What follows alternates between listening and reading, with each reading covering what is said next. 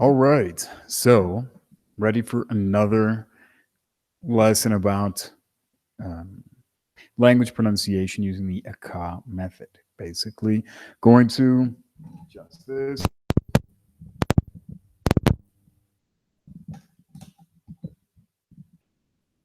Um,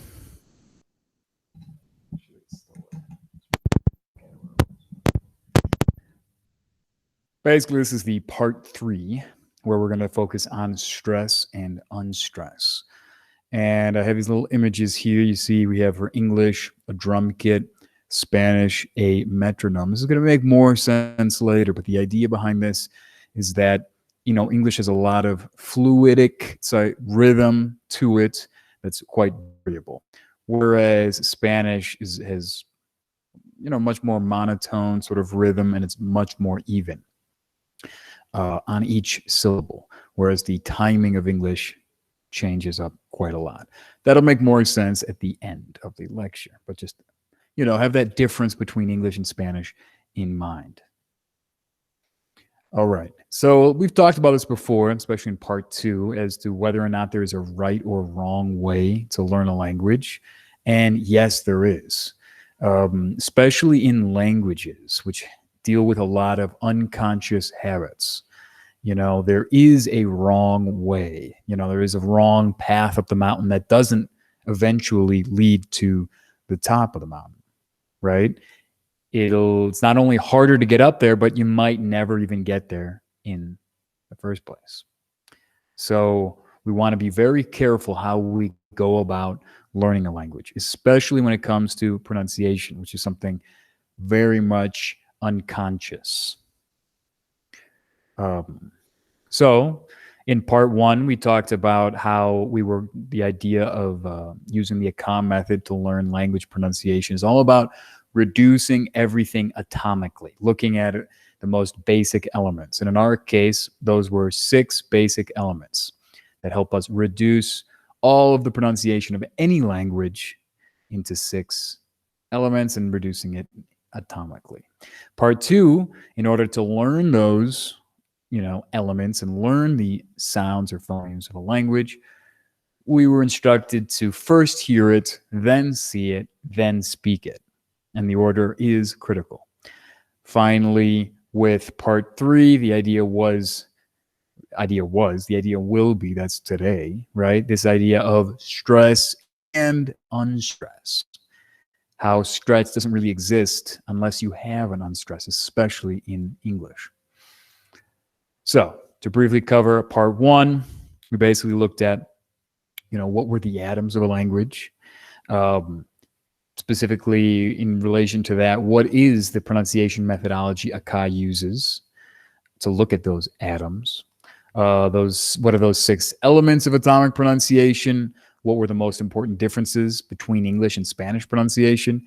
And what is the one lesson or one takeaway that you can't practice enough? So the atoms of a language, what are they? Phonemes. Now in part 1, we sort of proved why they were phonemes and why they weren't, why they weren't letters or words or even phrases. Why is it that a phoneme, which is the word we use for sound of a language, why is it that phonemes are atoms? That's recovered quite deeply in the first part. Basically, the idea behind that, though, is that a phoneme is the atom of a language because you can't reduce it any further without losing some element of the language. So for example, a letter, you can have one letter represent 2 different sounds. The letter C, for example, can represent a K sound or a S sound. In city, it's S, right? But in cracker, it's K. So it depends on, which sound it is. It's not the most basic element of a language, whereas a sound is the most basic element. In the number 2 point here was the idea is, what do we do? What is the pronunciation methodology ACA uses? Well, it's to start atomically and to build your way up. So we start with phonemes, these individual sounds, just like one might learn chemistry by starting with atoms, the periodic table. Then you build up to molecules, just like you would put sounds together and build up to words, to bisyllabic words, multisyllabic words, bigger and bigger words, and eventually even into phrases, paragraphs, etc. These big biomolecules. You can think of a simple molecule like sodium chloride, 2 atoms, or a big biomolecule like glucose, huge. The third part were the 6 elements of the atomic pronunciation. It was basically breaking it into vowels and consonants and saying, okay, vowels we can identify with 3 elements: the front, where the tongue is at, how fronted the tongue is in the mouth, how open the jaw is, and how rounded the lips are. With those 3 elements, you can describe every vowel in every language. As far as consonants are concerned, our 3 elements were where the articulatory organs, the organs in your mouth that are making the noise, lips, nose, tongue against the roof of the mouth, etc. Where the sound is taking place, how is it taking place? Is it a continuous consonant? Is it a stopped consonant? Is it an approximant? And is it voiced or not? Is it vibrating the vocal cords or not? So here we see the idea of these 3 elements. Here we see the idea of the 3 elements with consonants. Again, this is just a quick review because we talked about this quite a lot in part 2 and a little bit less quite a lot in part 1 and a little bit less in part 2. So if you want more, check those. If you want more information on this, check part 1 and part 2. Okay, so what are the most important differences between English and Spanish? If you could only remember a few key words, key phrases, key ideas. Well, Spanish is the vowel king and English is the consonant queen. Okay, what does that mean? Well, in English, there's lots of vowels. A lot of vowels and there's a lot of movement. There's diphthongs, 2 vowels together. And as we see with these arrows here, there's a lot of movement, a lot of flexibility. Spanish, with its 5 vowels, they need to be very crystal clear. You can almost think of it, the way I like to think of this is that, you have 2 different types of necklaces. And in Spanish, the beads of the necklace are vowels. The big beads are vowels. And in English, the big beads are consonants. And then everything in between for Spanish would be consonants, and everything in between would be vowels for English. It's just what is more important? What is more important to stress and pronounce very clearly? Spanish, you need to hit those vowels exactly where they are and pronounce them quite clearly and not have so much movement. You can see this chaos. This is often why we say that English, pronouncing English is almost like chewing gum. There's a lot of movement. And if you hear, native English speakers trying to speak Spanish, especially at the start when they're just learning, you can kind of hear that. It sounds like they're speaking Spanish as if it was English, as if they're chewing gum. But if you're trying to learn English, trying to learn to pronounce English better, just pretend like you're chewing some gum. And vice versa with consonants. Spanish has a lot of approximated consonants, especially in between vowels where they're just quite loosey-goosey. And English does not have that. English, you need to pronounce those consonants clearly and accurately, or you're going to confuse the listener. Okay, so here we see that. Make those vowels quite clear. And we can see with English vowels, here we have a chart of some tense and free vowels, but we also see a lot of this just movement, and we see a lot of this flexibility, which means you don't have to take so much care when you're pronouncing English vowels. We said this already. Basically, consonants are the opposite. Here we can see some of those approximated versions. Again, we've covered this all before. This is just a little quick review. So what is the one lesson, one takeaway that you can't practice enough? Típico, right? Now, if you're a regular, listener to these, if you've seen part 1, part 2, or gone to any other classes of mine or any of the other explorers, you've probably heard this típico before. Basically, the idea is that in English, if you were pronouncing, típico or typical, you're going to want to blow a lot of air out, breathe a lot of air. That's because those consonants, the ta, pa, ka, are aspirated, whereas in Spanish, they're not. So in Spanish, you don't want to blow out the birthday cake, and in English, you do. And what's interesting is if you vocalize typico, the ta, pa, ka, their pairs are da, ba, ga, which happen to be the three consonants most relaxed in English. So just by remembering, most relaxed in Spanish.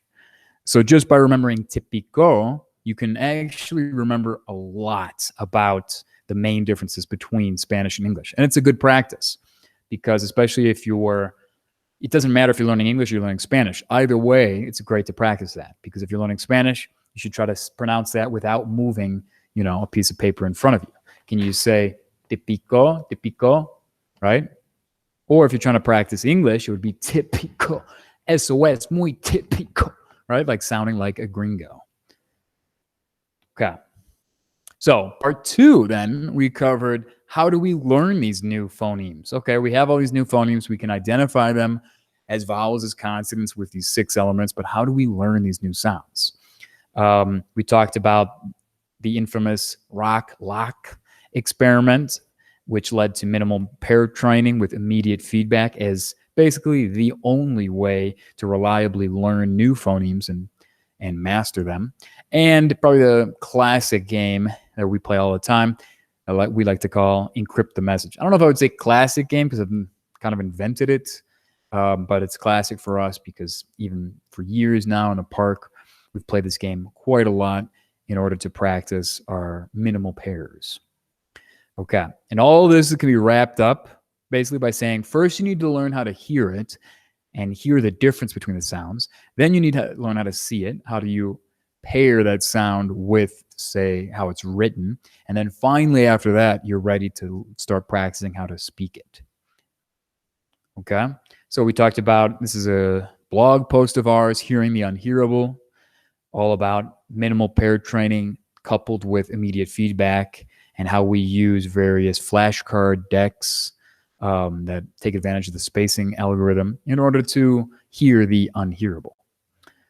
Okay, so this is just a review of the experiment that Dr. McClellan figured out, testing the difference between rock and lock in Japanese speakers and getting them to be able to pronounce the ra and la phonemes that they couldn't before, using minimal pair training with immediate feedback. What's quite amazing about that is that they can actually see the development of these phonemes using fMRI technology in the brain, looking at actual neuroplastic changes in the brain after minimal pair training with immediate feedback. It's pretty impressive. So that's why, if the first part is all focusing on reducing it atomically and building it up, looking at those 6 elements, the second part could be summed up by saying, well, first we need to hear it, then see it, and then speak it.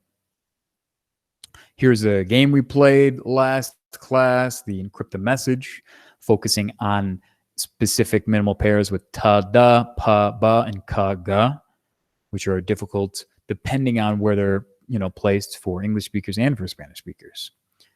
So that brings us to part 3, today's class, stress and unstress. So the idea with stress is we're going to talk about pitch change, volume and energy change, duration. We're going to talk about primary and secondary stress within a word, but also within a phrase. We'll focus mainly on the differences between Spanish and English, how Spanish gives you clues, English not so much. It's much trickier with knowing where to stress. You need that context. And while we won't mention it, while we won't talk about it specifically, it is interesting how some languages have it and others, like French or Mandarin, don't have any phonemic stress at all. Specifically, one of the big takeaways, remember that drum kit and metronome, is we're going to really hone in on why English is a stress-timed language and why Spanish is a syllable-timed language. And what exercises can you do to improve your stress pronunciation? So we'll see that, even if you're a native English speaker, even when we talk about English, it's important to keep all those points in mind, because if you want to learn how to speak Spanish really well, you need to know your English habits in order to undo those or not do those when you're speaking Spanish. Same when we were talking about vowels and consonants. You need to know not to chew gum if you're speaking Spanish, even if you have that tendency. You need to make those vowels clear because you know that English vowels aren't. Same thing with the typico. You need to know that in English, because those consonants are aspirated, that sounds quite different and will be quite confusing if you aspirate, blow air, when you pronounce those consonants in Spanish. So it's important to have that kind of context, that base, to know about your own native language to help you learn a new language. Okay, so first of all, what is stress? Well, stress, according to the Wikipedia definition, is the relative emphasis or focus importance given to a certain syllable within a word or word within a phrase. Now, relative because stress within one word is not compared to the stress of another. If you stress the first syllable of one word, it doesn't mean you have to stress the first syllable of the following words. So within a word, it's used to distinguish otherwise identically sounding words. That's how you distinguish between two otherwise identically sounding words. One syllable will be stressed. For example, record or record. In record, the verb, I'm stressing the second syllable. In record, I'm stressing the first syllable. If we didn't have stress, there'd be no way to tell the difference between those two words. They're written the exact same. And in speech, there'd be no way to tell the difference as well. And within a phrase or sentence, what's known as prosody, I believe that's how it's pronounced, or is it prosody? It depends on the stress. Well, that's basically the idea, is to establish the patterns of certain dialects or accents. Like Spanish in the Americas is pronounced differently and has a different prosody to it than Spanish in Spain. Also, and what's really critical, is that it gives importance to certain words as compared to others. And that's just one, prosody. This is a very complex topic. This would be like part 4, part 5. This is like a level 3, a biomolecule type level thing. So it's more advanced, but we will get into it a little bit in this lecture. Okay, so how do you do stress? Well, stress within a syllable can be expressed by changing the pitch, like higher pitch, changing the volume, louder, or changing the duration, saying it for a longer period of time. We'll see how English basically does all three. Spanish is much more subtle. It's more focused on, volume, pitch. We'll see. I don't want to get ahead of ourselves too much, but definitely English is more obvious with the stress, with primary and secondary stresses and stresses in general. And in IPA, our phonemic language that we use, we have a phonemic keyboard here as well for your use. We use this marker for primary stress before the stressed syllable, or this for secondary stress. Secondary stress, not as critical, really only comes up in English. And even then, as long as you know primary stress and unstress, which we'll talk about, you've got most of it all covered, 95% of it covered.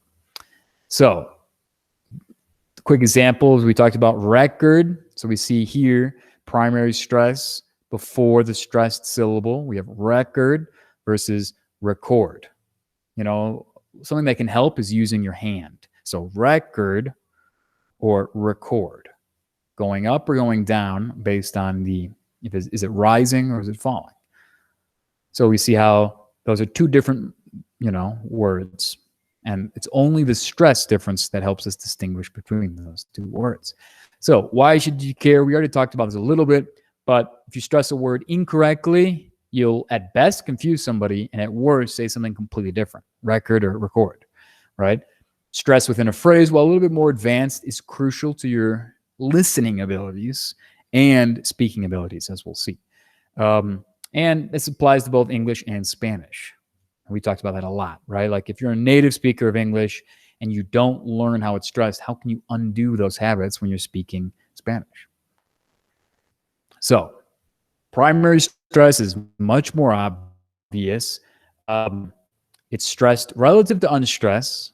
It's often changing pitch, volume, and duration. It exists in Spanish and English, but it's much more obvious in English than in Spanish. Secondary stress, it's kind of debatable that it even exists in Spanish. A lot of people will just say that you could just call it two primary stresses, but that's a whole debate. It's much more subtle in both languages, though, and it's stressed only relative to unstressed. So it's not something you would notice, like information. You wouldn't notice it on its own. It's only when you compare it to what's unstressed. Okay, so what is this idea of unstressed? Well, English as a stress-timed language stresses all its syllables relative to unstressed syllables. So English is actually doing two things. It's stressing some syllable and unstressing the rest. In some cases, it might give secondary stress, and that's not unstressed, but basically stressing some and getting rid of it. Whereas Spanish will just stress one syllable and everything else is, normal.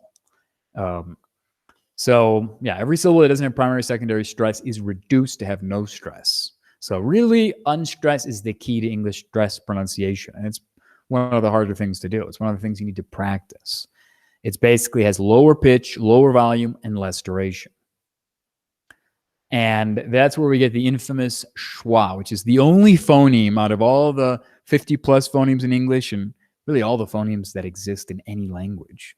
It's the only phoneme that really has its own name. We'll see that it has some other names, but they're based on the schwa. They're like variations of the schwa.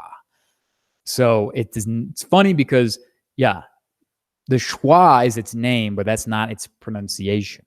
Its pronunciation, well, it's right here, right? It's jaw. It's telling us it's mid, between the E and the A. So it's mid height. It is, the tongue isn't at the E in the front or at the oo in the back. It's in the center. And the lips are unrounded, not like ooh, not rounded like an ooh, unrounded like an E. So it's just this lazy, reduced, quick minima, And we see here, there's the about. It's the and about. See how quick we hear the and about. So that's why it's thought of as like a lazy phoneme, the lazy, reduced, quick, minimized, yet probably most critical vowel in English. Because it's definitely what separates English speakers from non-English speakers, is this ability to unstress and use this quick, reduced, lazy vowel. Okay? So basically, if you can say you could pronounce the schwa, because we can also think of it as like, it's quite close to this one right here, the and but. It's just the unstressed version. So you really need 2 syllables or more to see the schwa, to really hear the schwa, I guess I should say. So there's a little funny song, "Oh, the lazy schwa," says And here we see how it's in away again. So take a second, pause the video. Our goal here is to identify the schwa in these 5 words. So I'll pronounce the words, and the idea is to try to identify what the schwa is. Which syllable or vowel, really, is the schwa, is being reduced. Which one do you say the quickest? So I will say each word. So you could pause it, you could rewind the video and come back, but try to do your best to try to figure out where the schwa is. So we have about, elevate, gravity, octopus, circus. Now notice I'm not saying it like about. If I say it like that, I lose the schwa because I'm not stressing one word, one syllable over another. And that's why it's so important not to pronounce words so carefully like that. You want to pronounce it, like you would in normal speech. Otherwise, you're never going to be able to hear the schwa. Because if I just say about, well, now and bout is the same one. Like, it should be a little easy because we know which one it is. I just told you, the and about. Okay, but what about these other ones? Elevate, gravity, octopus, circus. So pause the video, try to figure it out. Now I'm going to go ahead. If there's a little tip, if you haven't figured it out, it can help to separate it into syllables. Okay. Drum roll, please. Try to practice. Okay. Here they are. So we have about, elevate, gravity, octopus, and circus. Okay, so we can see the schwa here, here. You see it here, here, and here. Okay. So it's important to say it like that, like about, instead of about, elevate. You know, that's a big difference between English and Spanish, is that Spanish would say it like elevate, gravity. That's why it's syllable timed. Okay. So what about this shwi, the shwu? There's actually other minimized or reduced vowels. If you want to be real specific, in fact, in our vowel charts, we've even included it because there are some obvious exceptions. For example, if you say rosas, roses, you hear that the vowels there, the second vowel in each sounds a little different, right? Rosas, roses.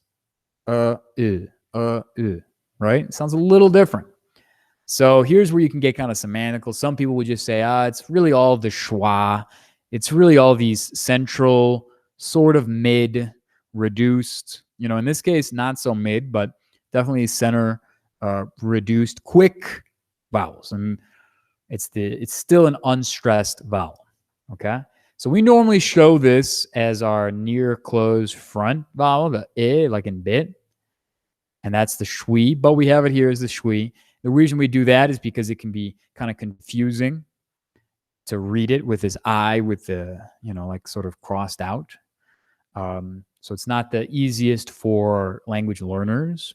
It's more something a linguist would, you know, put there, but it is different with that roses. So that's why we have it on the chart. And the shwu is like a U, this guy with its crossed out. You can see that they have something in common. They're all kind of around the center area, but the idea is that there's a quick vowel, the reduced vowel within the word. And if it's followed by an ra sound, we use the which is the schwa with this little R like cursive tail on it. Okay. So how do we do the schwa? Well, basically, if you can do an like in bet, like you know, wherever, even a Spanish speaker is going to be a little bit higher on their an English speaker a little lower, but either way, just basically hold that sound and then move without changing anything of your jaw, tongue, or lip just yet. And then move, just only moving your tongue and slide that tongue back. So we have about.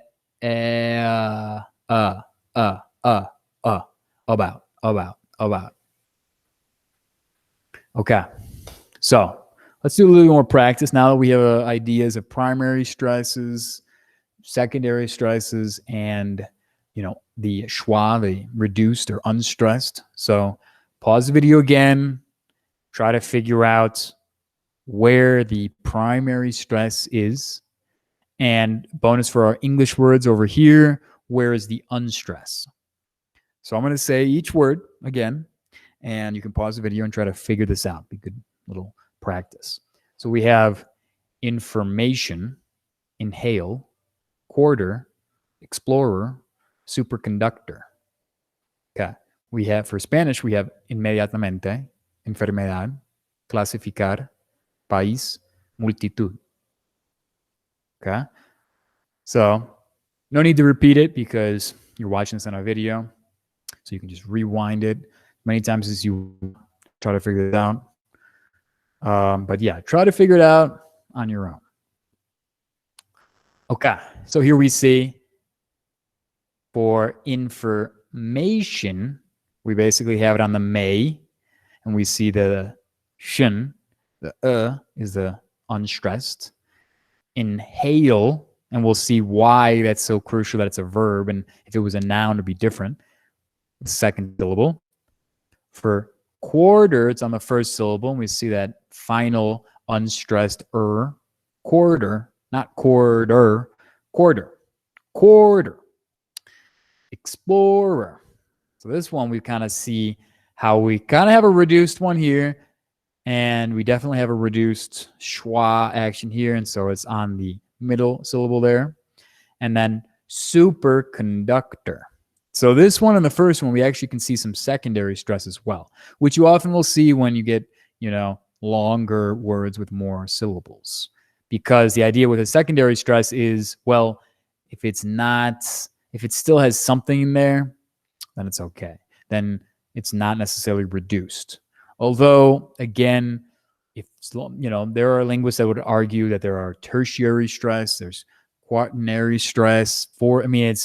That's you get into, sort of a linguistic argument. I think as a language learner, what's most important is primary stress, unstress, and from there, maybe secondary stress, but only so as you don't unstress it, superconductor, so that you don't go, for example, this is debatable. This one you could even maybe change into the phoneme. Again, it depends on regional accents as well. Who's saying this? There's a lot of differences there for secondary stress. And we see with inmediatamente. With Spanish words, a lot of people argue that there isn't even secondary stress, that this could be a primary stress as well. That depends, again, with secondary stress on regional differences. Enfermedad. We'll see why all this stuff makes sense soon, because Spanish has really easy, basically 2 stress rules that you have to know. Maybe 3 if you count it. Ooh, we got some people. Nice. Did you just get in? Okay. So should I back up a bit or what? Or just keep going? I'm recording it, so. I didn't realize that I just had to hit on the calendar. I was trying to look it up on YouTube. So did I, yeah. Yeah.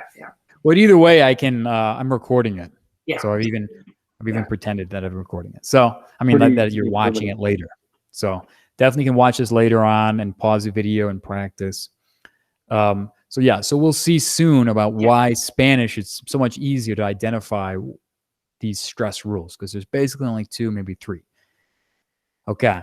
But now that we do have some participants, does anybody have any idea why our IPA shows the dot symbol to separate the syllables for Spanish, but we don't show them for English? No. That's a good question, actually. I'm not sure. Okay. Have that in mind, because one of the first things... Wow. Maybe I should have made this trek all the way back. One of the big takeaways for this is to think of English like a drum kit and Spanish like a metronome.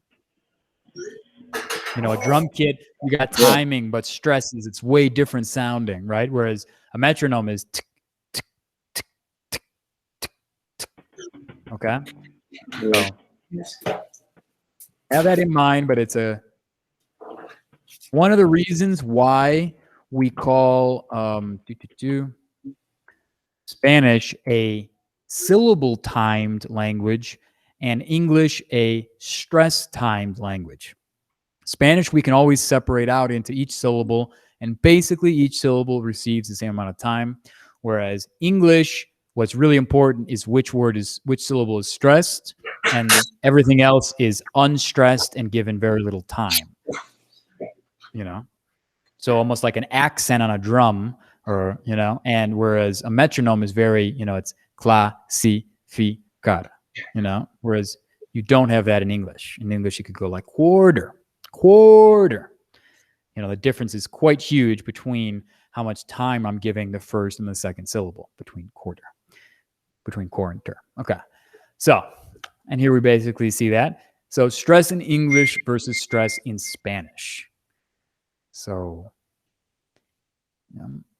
got some phone calls going on. So No. have. I'll take it down again. I've got a little. No, I'll take off my microphone. Both have phonemic stress, which just means that stress that is not fully predictable. And why is that? What's that mean? Because certain languages, the stress is always found on certain syllables. So in Czech, Finnish, Icelandic, and Hungarian, it's always on the first syllable. It's always on the last in Macedonian, near Greece. And it's on the second to last in Quechua, Esperanto, and Polish, interestingly enough. Quite interesting, because those languages are so different.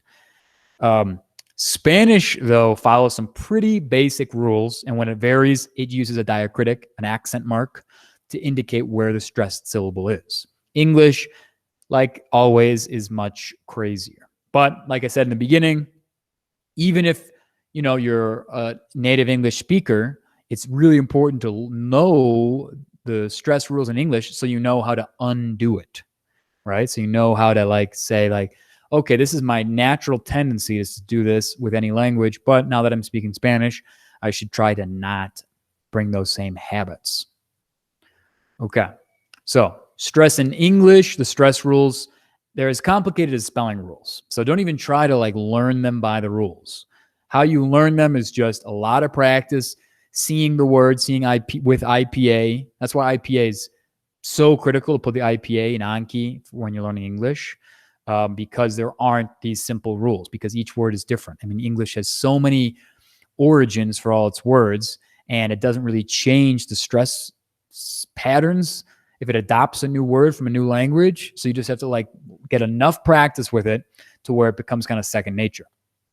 English also, you could argue that it has even 4 levels of stress. It changes definitely its pitch, duration, and volume, and the unstress is critical. Same with stress within phrases. And we call it a stress-timed language.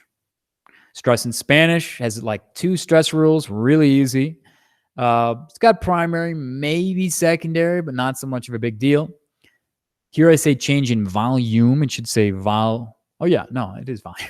Yeah, change in volume, maybe pitch, but they're both quite slight because it is a syllable-timed language. It doesn't have any unstress. There's no schwa or anything like that. And stress within phrases, it does exist, but it's more based on regional accent differences, or as we'll see, based on in poems, you can find some of this stuff. And it is a syllable-timed language. So how much, when we say stress time versus syllable time, what does that even mean? Well, it means how much time is spent pronouncing each syllable. So in English, stressed syllables are simply given more time and higher pitch and more volume. Definitely on the first is primary stress and the secondary stresses. But then there's a complete de-emphasis on unstressed or reduced syllables. So the idea is to try to exaggerate it, to practice. And here we can see the difference between about and abajo. Abajo, right? So I thought this was kind of an interesting way to sort of mentalize, visualize it, think of it mentally, the difference. Where in Spanish, each syllable is given equal timing and equal weight. Whereas in English, these stressed syllables are what's given much more timing. So that also gives Spanish a much more monotone sound. And it says less rhythmic, but that depends on how you define rhythm. So if you think back to our drum kit with English, because it's much more varied rhythm, and our metronome, that is still a rhythm. It's just a much more constant rhythm. And the idea of monotone, well, if you're not changing pitch much, you're going to have one tone. That's monotone. So fortunately, the stress rules in Spanish are quite easy. Rule 0, if the syllable has an accent mark, that's where you put the stress. Rule number 1, if it ends in a vowel, really the only thing you have to remember is the first one, number 1. If it ends in a vowel or the letters S or N, it's the second to last syllable. And that's the most common. Most words in Spanish fit this one, where it's the second to last syllable is stressed. Otherwise, the final syllable is stressed. So we see number 2 a lot with verbs in Spanish because they end in R. Almost every verb ends in R. I think every verb. I don't even know. But every infinitive form ends in an R. So those are always going to be stressed on the final one. Okay. So to practice, though, here we have this word. I don't want to pronounce it because I would give it away. But I'll pronounce it as if I'm really separating it out, so don't give it away. Aprendiz. And then we have arriba. So based on these rules, where do we stress the syllable? Well, this one ends in a Z. So which does that fit? First of all, are there any accent marks? What do we think, guys?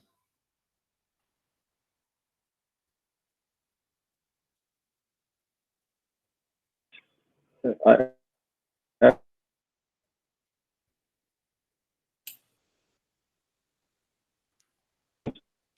Aprendiz arriba. So, are there any accent marks? Rule 0. No. No. So, does it end in a vowel or the letter S or N? I don't think so, actually. Yeah. It doesn't. So it must be this one, right? The final syllable, right? So it's not aprendiz. It's not aprendiz. It's aprendiz, right? What about arriba? Does it have an accent mark? Yeah. No. Does it end in a vowel? Yes. So where is it? The second to last syllable. So it's arriba. It's not arriba. It's not arriba, right? It's arriba. Okay. That's it. That's it. That's it. Isn't that amazing? English, not even close to as easy. English doesn't make any sense. I mean, it's just like if you tried to write out all the rules, you know, you'd be here to the end of time. And then you'd find all these exceptions. And what's really interesting is that English has this huge amount of words that are called initial stress derived nouns. What does that mean? That's a fancy sounding thing. What does that mean? It means it's a verb that you turn into a noun by, instead of stressing the second syllable, you stress the first syllable. So the verb was record. Wait, is this wrong? Okay, these should be flipped. Oh, no. No, that's right. Yeah. Yeah, these should be flipped. Flip these two IPAs. These are wrong. So, yeah, because initial stress-derived noun. So when it's the initial one, it's record, which is the noun, the thing, you know? And then record on the second is the verb. Okay, yeah, so those should be flipped. Should actually write that down somewhere. What slide are we on? It's initial. Okay. Good catch, teacher. Good catch. So here we have, remember to record. You could even say, remember to record the record, right? Here we can see how important knowing stress is in English, because we don't have these rules and there isn't an accent mark or anything to tell us about that. But in this case, as we'll see, there's tons of these pairs where if it's on the second syllable, it's a verb. And if it's on the first syllable, it's a noun. Okay. So, but my question here is, we see multiple things change though, right? Why do we see this vowel go to this vowel and this vowel go to this? You know, this syllable, go to or. Any ideas? Brainstorm. Let's hear some ideas.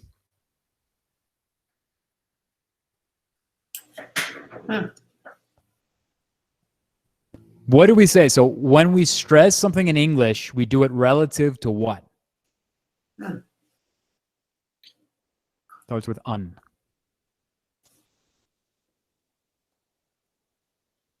I mean, I might have been alone when I said this, but we'll see. You stress something relative to unstressed. So when you stress something, everything else has to be reduced, unstressed. Unstressed. Right? With that schwa. So if this has the stress, then the other vowel in the other syllable has to be reduced. So then if we change it to have this has the stress, well, that can't be reduced. We have to have it the full, the or, because now it's receiving all that attention, you know, so it's not quick. It's not a schwa anymore. But then this has to be reduced to the schwa. Okay? So that's why we see these differences. Although the only really pronunciation difference is really in where the stress is. We change the phonemes because that's how we show the unstress. You know? This has to be a schwa because it doesn't have any stress on it. So here I kind of say that. Okay. So now this isn't even a complete list of all of these pairs. Each word on here, if you pronounce if you stress the first syllable of the word, you're going to say it as a noun. If you stress the second syllable, you're going to say it as a verb, right? So if I say accent, that's a noun. But if I say accent, let's accent, the dish with something, that's a verb. If I say conflict, it's a noun. But if I say conflict, it's a verb. If I say export, it's a noun. But if I say export, that's a verb. So this is a huge source of trouble for people learning English because it's just everywhere. Even a word like object, and we say that in all of our meetings, right? We say object. I object to your object, right? So it's huge. All of these you could think about it just like that. You could do to retake the test, and you could retake the retake, right? Or a combine, like in football, you could combine the combine, combat the combat, bombard the bomb. It just is kind of crazy how many words in English follow this. Okay, another really interesting thing is what we like to call the salad stress. So the fancy term for this is called contrastive focus reduplication, or the salad stress. So here are some examples. And this is where when we're not stressing one syllable within a word, we're stressing a word within a whole sentence. And this is sort of like we're getting at the biomolecule level. This is a higher level of the pronunciation, but it's still quite important, as we'll see here. So if I said something like, I'll make the tuna salad and you make the salad. Any ideas what that might mean? Oh, let me see. I'm kind of confused, actually. I'll make the tuna salad, Mom, and you make the salad. What does that mean? I'll make the different salad. You'll make like a regular salad, right? Yeah. Like a real salad with lettuce and and vegetables.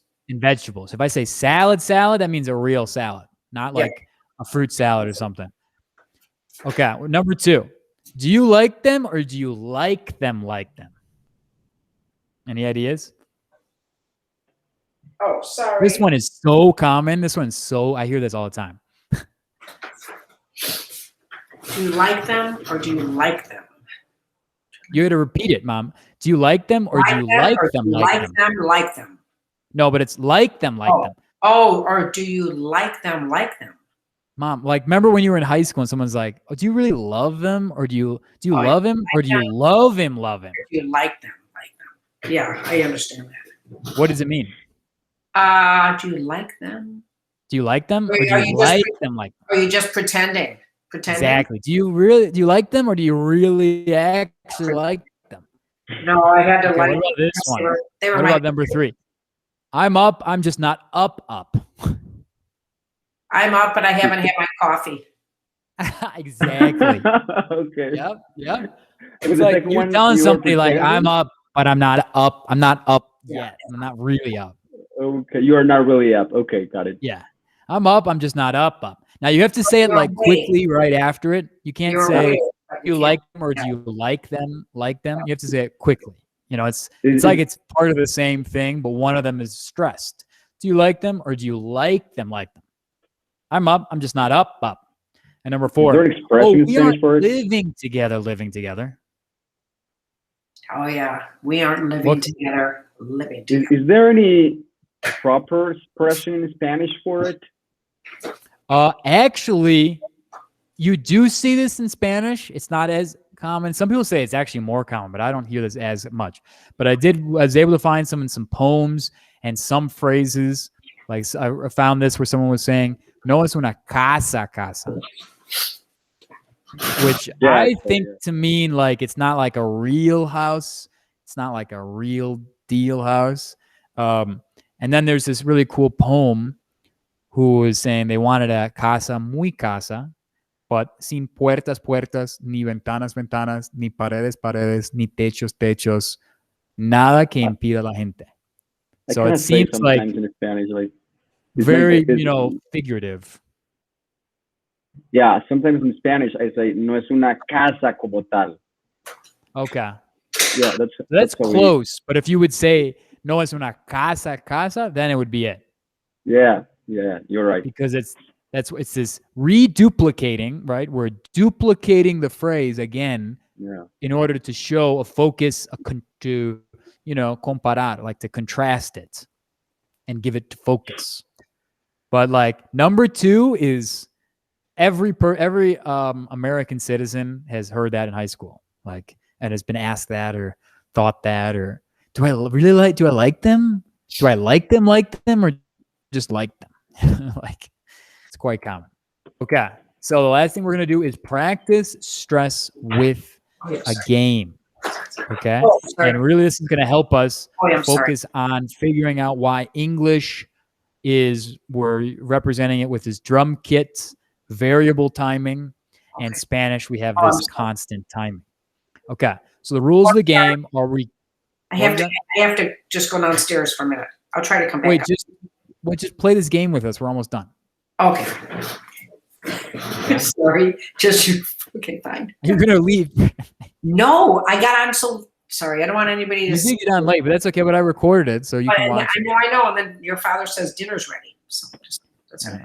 I'm lucky to have somebody cook for me since I like to cook. That's true. I don't really like this to Okay. be on the thing. So we're going to base the main words. We can think of the main words as the stressed words. And then we're going to add in unstressed words. Okay. And so the idea is the main words are you, me, him, her. Okay. And so we're going to keep rhythm by clapping, like you, me, him, her. Okay. And the idea is we're going to think and compare it to English and Spanish, because we're going to see how with English we can just add in all these words and not take any more time. But in Spanish, if you add in new words, you have to take more time to say it. Okay. So let's practice. I'll start the beat. Okay, let's do it. You, me, him, her. You got to do it with everybody at the same time. Okay, sorry. On 4, we come in. Okay, 1, 2, 3, 4.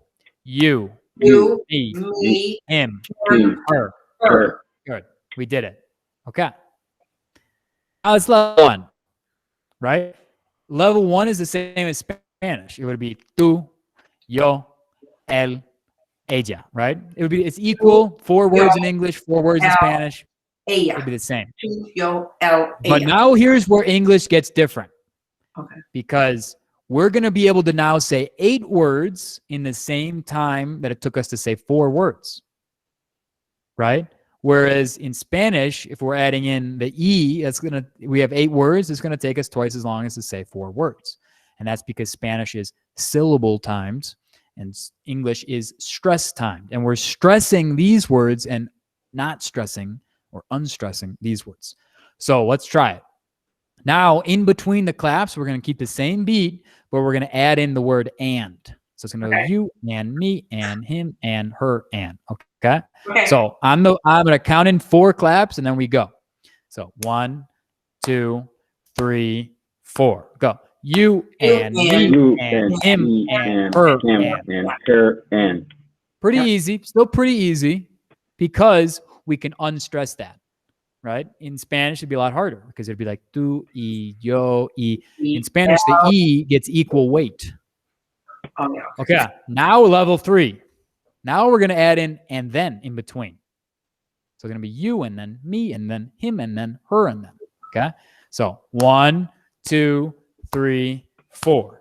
You and then me and then him and then her and then. You and then me and then him and then her and then. Nice. That's good, Julian. It's very good. Thank you. Level 4, 16 words. And notice, it's the same rhythm, right? We're not making it any longer, are we? No.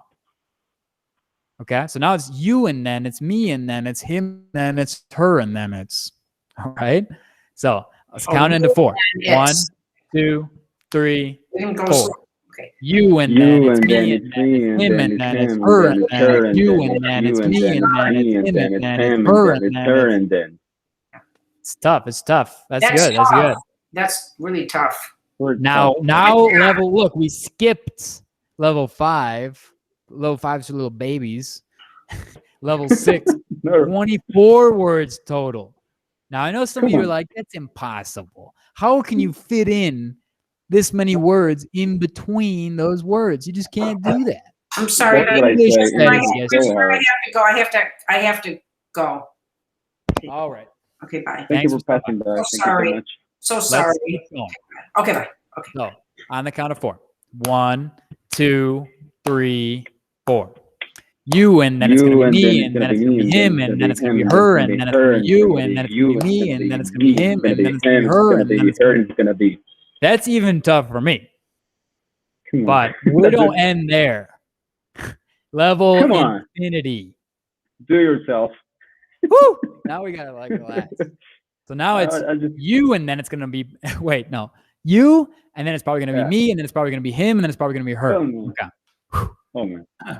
Do Okay. it yourself. I So don't think let's I try it. can. 1, 2, 3, 4.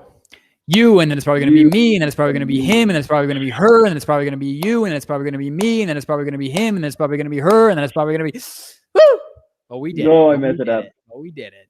No, I'll try myself. You want to try it again? No, not really right now. Okay, yeah, because that's tough. Yeah. Okay, Sure, that's so why I what think can we English is so hard. conclude from all that? What can we conclude? Well, basically, it means that English, saying it's a stress-timed language, right? All that mattered were the stressed words. Okay, that's what made the timing, not all these other words. Whereas Spanish is a syllable-timed language. Good luck trying to get even close to doing this in Spanish, you know? Because in Spanish, these words receive equal importance, equal weight, you know, equal stress as the main words. Okay. And so this is the idea that Spanish is much more like a metronome, a constant rhythm, and English is much more like, you know, what is important is that stressed, and then everything else is like a do, right? So in English, we can keep adding more words without taking more time because we unstress. And in Spanish, you know, even level 2, 8 words is going to naturally take twice as long as level 1 with 4 words. So some homework for you guys is for practicing the unstressed, the schwa. And we could play this now. Basically, just look it up. Shrek, I'm a Believer. It's a great song to practice the schwa because so many of the words in there have schwa, and you know the singer is a North American, which is very common. You know, I mean, all English accents use the schwa, but definitely North American dialect, especially, and it's because they have the which you don't hear in other accents. So it's just a great little piece. I don't want to play this because then I think if I play it, then YouTube will get upset if I like try to upload it because it has some copyright song in there. So, but it's a great song to play to practice. So yeah, well, thanks a lot for Julian for coming, Deborah for coming, anybody watching so much. at home. Yeah, so come to the next class. I'll stop the recording now and see you